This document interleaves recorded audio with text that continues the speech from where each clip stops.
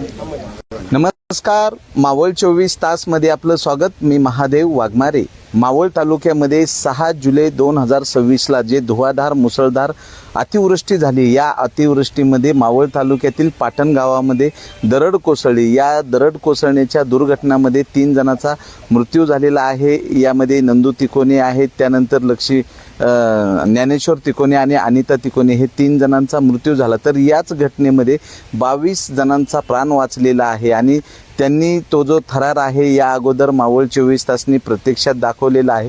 पण मावळ तालुक्यामध्ये जी सह्याद्रीची डोंगर रांग आहे, अतिवृष्टी झाल्यानंतर दरडीच्या घटना ह्या दरवर्षी होत असतात. 23 जुलै 1989ला भाजे येथे दरड कोसळली होती. 39 ग्रामस्थांचा त्या ठिकाणी मृत्यू झाला होता आणि ही जी घटना आहे हादरावून सोडणारी आहे. 2014ला पुणे जिल्ह्यामध्ये आंबेगाव येथे माळीन ही घटना झाली होती. त्याच धर्तीवरची घटना होती, पण या ठिकाणी सतर्कतेमुळे हे 22 जणांचे प्राण वाचलेले आहेत. त्यांच्या घराच्या बाजूला जर आपण पाहिलं, या ठिकाणी पिण्याच्या पाण्याची जी टाकी आहे तिचा एक कॉलम तुटलेला आहे, तीही धोकादायक झालेली आहे, ती केव्हाही कोसळू शकते. पण या घरावर पूर्णतः जे काही मोठमोठे दगड गोटे आहेत आणि हा जो भराव पूर्ण आलेला आहे. त्यानंतर या ठिकाणी जे बिल्डिंग आहे, बिल्डिंगच्या अलीकड जे सपाट झालेलं आहे ते नंदू तिकोनेचं घर होतं. तर या ठिकाणी आज रेशन दुकान आहे, त्या रेशन दुकानाचीही मोठ्या प्रमाणात दुरावस्था झालेली आहे. तर तळेगाव दाभाडे नगर परिषद हद्दीतील उद्योजिका कल्याणीताई संग्राम भाऊ जगताप यांचा वाढदिवसाचं जरी औचित्य असेल, ही दुर्दैवी घटना आहे. एक माणुसकीचा आणि एक मदतीचा हात म्हणून Rotary club of Talegaon Dabhade सिटीचे संस्थापक अध्यक्ष विलास शेठ काळोखे आहेत आणि रोटरीचे सर्व सभासद पदाधिकारी आहेत. यांच्या वतीनं तसंच मावळचे आमदार सुनील अण्णा शेळके फाउंडेशन आणि संग्राम भाऊ जगताप चॅरिटेबल ट्रस्टच्या वतीनं एक मदतीचा हात आणि या कुटुंबाला एक ताकद देण्याचं काम या ठिकाणी होतं आहे. त्यातच नुकतीच या ठिकाणी 29 घरं जी आहेत ते चोराकडनं फोडण्यात आले होते. त्यामुळं नागरिकांमध्ये भीतीचं वातावरण आहे. तर प्रत्यक्षात जो घडला प्रकार आहे या ठिकाणी आम्ही जाणून घेतोय. काय नाव तुमचं आणि काय सांगा? मी हनुमंत गोविंद तिकोने, स्वस्त धान्य दुकानदार पाटण. पहाटे 4 वाजता 6 तारखेला पहाटे 4ला ही घटना घडली. या अगोदर मी आपल्या चॅनलवरती सर्व माहिती दिलेली. पुन्हा जर ती माहिती सांगणं म्हणजे हृदय भरून येते. परंतु आत्ताच आपण सर्व पाहिलेलं आहे. मी तुम्हालाही सांगितलं होतं की बाहेरून दिसताना खूप छान दिसते, पण आता परिस्थिती कोणी पाहिली नाही आणि खऱ्या अर्थाने तुम्ही त्यावेळेसही दाखवलं की पाहिल्याशिवाय तर हे कळणार नाही. आता आपण प्रत्यक्षात बघितलं आहे. आता या ठिकाणी राहायचं का नाही राहायचं हे तुम्ही लोक सांगू शकता. आजची परिस्थिती आमची झाली. मुलांची शाळा आहे, 22 लोकांचा परिवार आहे आणि आता सध्या तर आम्ही उघड्यावरतीच आहे. नातेवाईकांनी 5 ते 6 दिवस झाला आधार दिला आहे, पण किती दिवस देणार? आणि ह्यासाठी आम्हाला खऱ्या अर्थानं निवाऱ्याची गरज आहे. मिळेल तिथून जरी प्रयत्न ज्यांना करायचा असेल तर आम्हाला निवाऱ्याची व्यवस्था फक्त करावी. बाकीचे पोटाची खळगे भरण्यासाठी आम्ही कुठेही मोलमजुरी करून आमचं पोट भरू शकतो. हा आमचा गंभीर प्रश्न फक्त निवाराचा आहे, तो सोडवण्यात यावा अशी आपला सर्वात या ठिकाणी धोकादायक आहे. पुन्हा दरड कोसळू शकते. 6 जुलैला 2दा दरड कोसळली की ज्यावेळेस मदत कार्य करत असताना पुन्हा बाजूचा भाग आला. तर शासनाकडनं तुमचं पुनर्वसन झालं पाहिजे सुरक्षित ठिकाणी. याविषयी काय? आता पुनर्वसन हा विषय 1989 सालीपासून भाज्याची दरड येईल तेव्हापासून आहे. परंतु ज्यावेळेस आता कळलं की जोर आल्यानंतर आता लोक म्हणतात गावचे की आपलं पुनर्वसन झालंच पाहिजे. परंतु ज्यावेळी 3 लोक गेली तेव्हा लोकांना वाटलं की आता 3 गेले त्याच्यामागे आपलाही नंबर आहे. म्हणून मला तर वाटत नाही पुनर्वसनला कोणी नकारात्मक विचार करेल. ते तर होणारच आहे, त्याच्यात काही शंका नाही. परंतु आता पुनर्वसन होण्यासाठी 1-2 वर्षाचा कालावधी जाईल. परंतु आमच्या गावामध्ये जी स्थिती अशी आहे, आता होऊ नये म्हणून आपण इथं उभं राहिलो. आज प्रत्येकाच्या घरामध्ये कमीत कमी चूल पेटवण्यासाठी किचन वगैरे सर्व काही गोष्टी त्यांच्या जागेवरती आहेत. फक्त हानी नाही, मनुष्य हानी नाही. परंतु आता असं प्रसंग झाला की आम्हाला किचनही नाही, आमचं जे आहे सामान वगैरे संपूर्ण गाळलं गेलेलं आहे. म्हणजे जे आमचा रेशनिंग आहे आम्हाला कुठलाही पर्याय नाही आताच्या स्थितीला. हे तर होईलच, परंतु ते 2 वर्ष नवीन का 1 वर्ष नवीन तोपर्यंत आम्ही काय करायचं हा आमचा पूर्ण गंभीर प्रश्न आहे. याच विचारात आम्ही चिंतेत आहे अजूनही.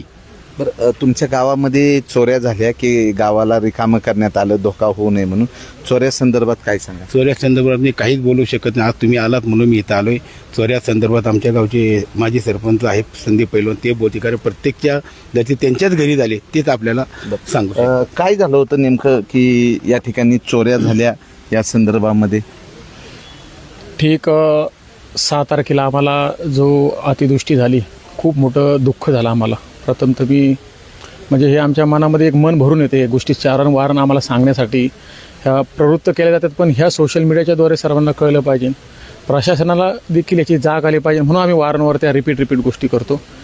प्रथमतः काल आम्ही देखील प्रशासनाचा देखील या ठिकाणी मोठं आंदोलन करून निषेध केला. 7 तारखेला खूप मोठी अतिवृष्टी झाली. आमचे नंदूभाऊ गेले असतील, माऊलीभाऊ गेले असतील, आमच्या अनिता आई गेल्या असतील किंवा आमची यांच्या सगळ्या कुटुंबाची खूप मोठी हानी झाली. प्रशासनाने आम्हाला अलर्ट केलं की तुम्ही आत्ताच्या आत्ता आहे त्या परिस्थितीमधून घराच्या बाहेर व्हा. ठीक आहे, आम्ही त्यांच्या शब्दाला मान दिला. आम्ही त्या ठिकाणातून बाहेर निघलो.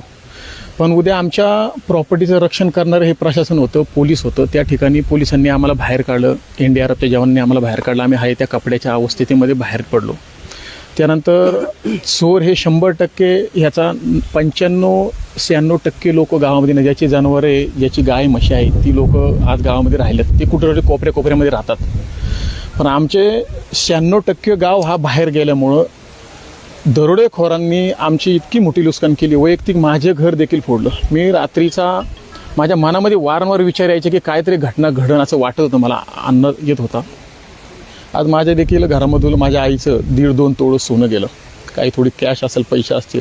25 ते 30 घरं फोडली गेली. काल आम्ही पोलीस लोकांवरती खूप ओरडलो होतो, त्यांच्यातून निषेध व्यक्त केला की तुम्ही जर आम्हाला गावातून बाहेर काढलं तर तुमच्या गाड्या का नाही आल्या या ठिकाणी, गस्ती का नाही घातली, तुमच्या गाडी या ठिकाणी आमच्या गावातून राऊंड का नाही मारले. मी स्वतः फोन केलेला आहे की तुम्ही गावामधून फिरा. गावामधून नेटवर्क नव्हतं. परत ते म्हणले आमच्याकडे लोक कमी आहेत, खूप ठिकाणी अशा अडचणी आहेत.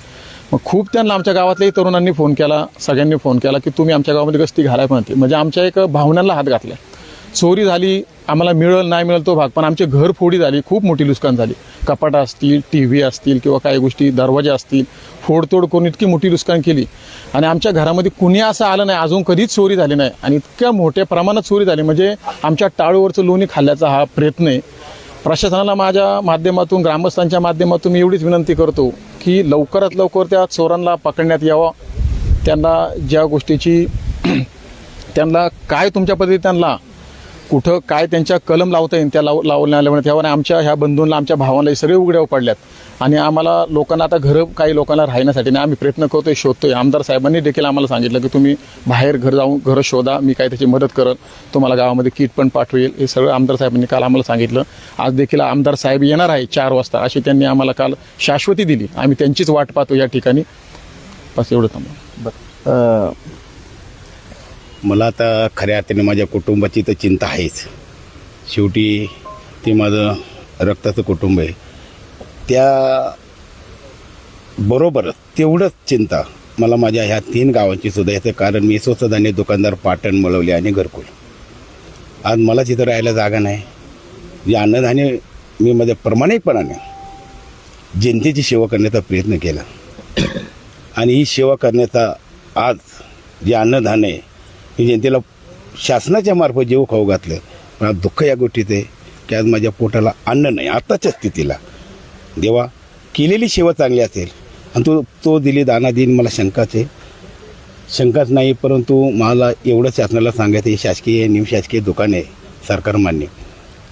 कारण ह्या ठिकाणी जर मी वाटप चालू केलं तर माझ्या गावाला मी धोक्यात घालू शकत नाही. यासाठी शासनाने थोडीशी पर्यायी व्यवस्था, जर मला जागा मी हे प्रयत्न करेन त्यांनी दिली तर माझ्या ह्या 3 गावांचाही प्रश्न सुटेल. कारण ती पण मोठी चिंता आहे. कारण पोटाची कडगे बनण्यासाठी शासन मोफत अन्नधान्य पुरवते, परंतु जिथं सुरक्षित ठिकाणी ते अन्न माझ्या घरात येत होतं त्या घरात माझं आज सुरक्षित नाही, तर मी कसं वाटप करू ही चिंता मलाही माझ्या गावाची पण वाटते. माझ्या कुटुंबाची वाचलो ती आहेत, पण माझ्या 3ही गावांची मला ही चिंता आहे.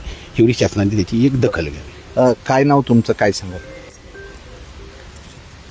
मी श्यामल संदीप तिकोने.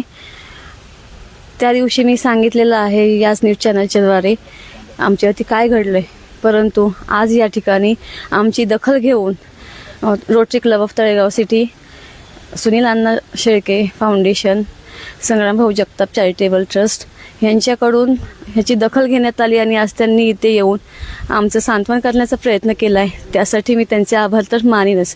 परंतु आजपर्यंत आत्ताच्या क्षणापर्यंत जे काही दृश्य आमच्या घराबद्दल दिसलेलं नव्हतं ते आज या माध्यमातून सर्व जनतेला दिसत आहे. ह्याचं मला मनात कुठेतरी हळहळ वाटते की जनतेला पण कळेल की ह्यांच्यावरती काय बितली आहे. भीती म्हणतो तसं आज मी या ठिकाणी दिसले नसते तुम्हा सर्वांना, कारण मी हे स्वतः अनुभवलंय. मुलांच्या प्राणासाठी मुलांकडे धाव घेतली आणि माझा जीव वाचला देवाच्या कृपेने, मोठ्या थोरांच्या आशीर्वादाने. आणि कुठेतरी आपल्या मनात चांगली भावना असते, चांगले कर्म असते, त्याचेही फळ सगळे म्हणतात असतं आणि ते मिळालंय मला. परंतु आज माझा हा जो प्रपंच आहे तो पूर्णपणे उघड्यावरती आहे आणि त्याची दखल ही सर्वांनी घ्यावी हीच मी सगळ्यांना आमच्या कुटुंबाच्या वतीने प्रार्थना करते. तर काय नाव तुमचं, काय तर या ठिकाणी जे आहेत तर आम्ही जाणून घेतोय. काय सांगाल? आज या ठिकाणी पाटणमध्ये मौजे पाटण तालुका मावळ या ठिकाणी आल्यानंतर जे काही विदारक दृश्य आम्ही पाहिलं ते सर्व दृश्य पाहून सर्वांची मनं खरं तर हेलावली आहेत. Talegaon Dabhade rotary city club, त्याचप्रमाणे संग्रामभाऊ जगताप चॅरिटेबल ट्रस्ट आणि श्रीअण्णा शेळके फाउंडेशन या तिन्ही संस्थांच्या वतीने या ठिकाणी जे काही बाधित सर्व व्यक्ती आणि घरं असतील त्यांना मदत करण्यासाठी या ठिकाणी आम्ही आलेलो आहोत. या पाटण गावामध्ये निसर्गरम्य खरं तर गाव, पूर्ण गावाच्या शेजारने एक्सप्रेस हायवे गेलेला, पण संपूर्ण गाव हे डोंगर कड्याखाली वसलेलं. शासन आता त्यांच्यापर्यंत मदत या ठिकाणी करीलच, पण आम्ही देखील इथून पुढे देखील काही या गावाला बाधित कुटुंबांना काही मदत लागेल तर आम्ही नक्की करू आणि आमचा तसाच प्रयत्न राहील असं या ठिकाणी मी आश्वासन देतो. या ठिकाणी रोटरी क्लब ऑफ तळेगाव सिटीचे संस्थापक अध्यक्ष आणि मावळ तालुक्यातील दानशूर व्यक्तिमत्व प्रसिद्ध उद्योजक विलास शेठ काळोखे आहेत. काय सांगाल? नमस्कार. आज पाटण येथे आल्यानंतर अक्षरशः हृदय भरून आलं आणि सर्वप्रथम या एका कुटुंबाचे 3 जण मृत्युमुखी पडले. त्यांना पहिले आम्ही भावपूर्ण श्रद्धांजली अर्पण करतो आणि उर्वरित हे जवळजवळ 20-25 लोकांचं घरदार संपूर्ण उद्ध्वस्त आलं. ह्याच्याबद्दल शासनाला व आमदार सुनील शेळके यांना आम्ही त्यांना कळवून की जेणेकरून जास्तीत जास्त कशी मदत होईल आम्ही आमच्या रोटरी क्लबच्या मार्फतसुद्धा आम्ही यांना मदत करून अशी ग्वाही देतो. आणि सरकारला त्यांचं जे गायरान आहे तिथं यांना पुनर्वसन करावं अशी विनंती आम्ही आमदार साहेबांना करणार आहे. या ठिकाणी उद्योजक संग्रामभाऊ जगताप आहेत. काय सांगाल?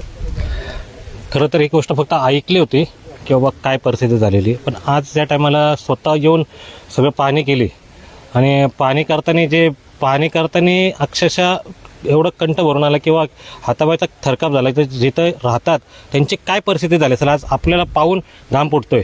आज राहतात त्यांची काय परिस्थिती झाली असेल आणि काय अवस्थेत जगतात हे बघून फार वाईट वाटतं. आणि ह्यासाठी मी पहिलं सगळ्यात महत्त्वाची गोष्ट म्हणजे तालुक्यातल्या सगळ्या संस्थांना एक आव्हान करेल किंवा जास्तीत जास्त संस्थांनी ना की बाकीचे काही प्रोजेक्ट करणे, बाकीच्या काही गोष्टी करण्यापेक्षा आहे ना अशा गोष्टींना सगळ्यांनी हे मोठा हे द्यावं, महत्त्व द्यावं आणि त्या सगळ्या परिवारांना कसं काय सावरता येईल आणि कसं काय त्यांना सपोर्ट करता येईल ह्या गोष्टीचा सगळ्यांनी विचार करावा. सगळे रोटरी क्लब येतात, भरपूर काही संस्था आहेत. सगळ्या संस्थांनी मिळून जर एक खडा जरी टाकला ना तरी बी ह्यांचे आज घरदार उभे राहू शकतात आणि ते व्यवस्थित सावरू शकतात. आणि हीच सगळ्यात मोठी ज्या ते 3 जण जे वारले त्यांना श्रद्धांजली जे आपण वाहतो, पण ते सगळी श्रद्धांजली तेच पद्धतीने त्यांना हे राहील की बाबा ज्या टायमाला हे गावाचं विचार करून जे आज घरात अवस्था आहे की त्यांना राहण्याची परिस्थिती नाही आहे, खाण्याची परिस्थिती नाही आहे, ना वॉशरूमला जाण्याची नाही, काहीच नाही परिस्थिती. अशा परिस्थितीमध्ये जे आज राहतात ह्यांचा सगळ्या सरकारने पहिला सगळ्यात जास्त विचार करावा.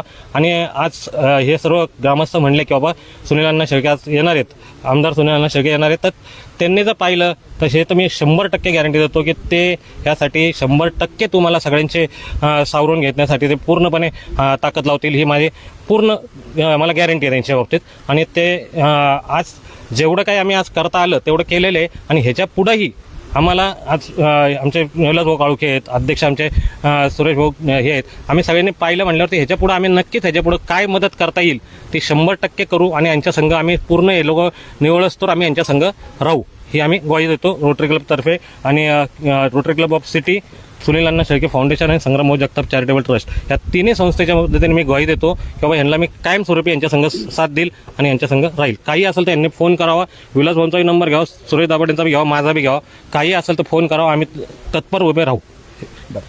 काय नाव तुमचं, काय सांगा? नमस्कार, मी गुलाब तिकोने, माजी सरपंच. सोमवारी सकाळी पहाटे 4, 4:15च्या दरम्यान ही दुर्घटना घडली. आम्हाला हे अपेक्षित नव्हतं की हा जो भाग आहे, आम्हाला ह्या भागामध्ये अशी दरड येईल आणि आमची काही लोक मृत्युमुखी पडतील, 3 लोक. हे फार दुःख आहे. आणि आज हे पंकज तिकोने, हनुमंत तिकोने यांच्या घरावरती ही जी दरड येऊन थांबलेली आहे, एवढी भाग्यवान लोक आहेत की, आणि त्यांच्याबद्दल किती बोलावा तेवढं कमी पडेल.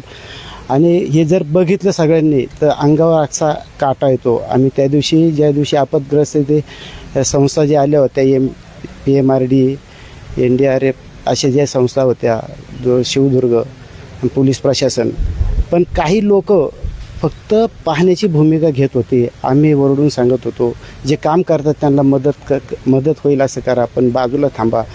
आणि आम्हाला एवढं वाईट वाटतं आहे की शासनाने आत्तापर्यंत शासनाची कुठलीही मदत नाही. आज ही विस्थापित झाली लोक आहे, आज ही एका कुटुंबातली 22 लोक पाहुण्याच्या इथं जाऊन राहत आहेत आणि त्यांना कुठलीच मदत नाही शासनाची. फार खंत वाटते. एवढी उदासीनता का? माणसं मेल्यानंतर सुद्धा तुम्हाला जर त्याचा आनंद होत असेल शासनाला, ते खेदाची बाब आहे. आणि म्हणून मी शासनाला विनंती करतो, आपण ह्या लोकांना किती लवकर मदत करता येईल. आमदार साहेबांनी सांगितले, काल अधिवेशनात होते, आजही शेवटचा अधिवेशनाचा दिवस आहे, आजही मला वाटत नाही आमदार साहेब येतील, पण त्यांनी शब्द दिला, म्हणजे मी 4 वाजता येतो, तर ते 99% आम्हाला अशी शाश्वती वाटते की ते येणारच. कारण कार्यसम्राट जे म्हणलं जातं आणि लोकनेता म्हणलं जातं ते आमदार सुनील अण्णा शेळके, आणि त्यांच्या कामातून त्यांनी दाखवून दिलेले विकास दाखवून दिलेला आहे. मी त्यांच्या विरोधातही बोललो, पण त्यांनी जी चांगली कामं केली त्याचा गुणगौरव पण करतो, असं नाही विरोधात बोलतोय म्हणून. पण खऱ्या अर्थाने त्यांनी समाजाला जी मदत केली, गोरगरिबांना वैयक्तिक जाऊन जी मदत केली, तेही काम मी पाहिलेले जवळून. म्हणून शासनाला, अण्णांनाही विनंती करतो, अधिवेशन चाललं असं होतं, त्या अधिवेशनात त्यांनी जर हा प्रश्न जशी लक्षवेधी पूर्वी घेतली होती, त्याच्यापूर्वी 4-5 दिवसापूर्वी तशी घेतली असेल तर बरं. आणि जे आमच्या गावातली लोक गेली त्यांना भावपूर्ण श्रद्धांजली अर्पित करतो. आपण हा तुमच्या माध्यमातून जे समाजासमोर हा सगळं परिस्थिती मांडताय त्याबद्दल आपल्या चॅनलचे पण आभार व्यक्त करतो.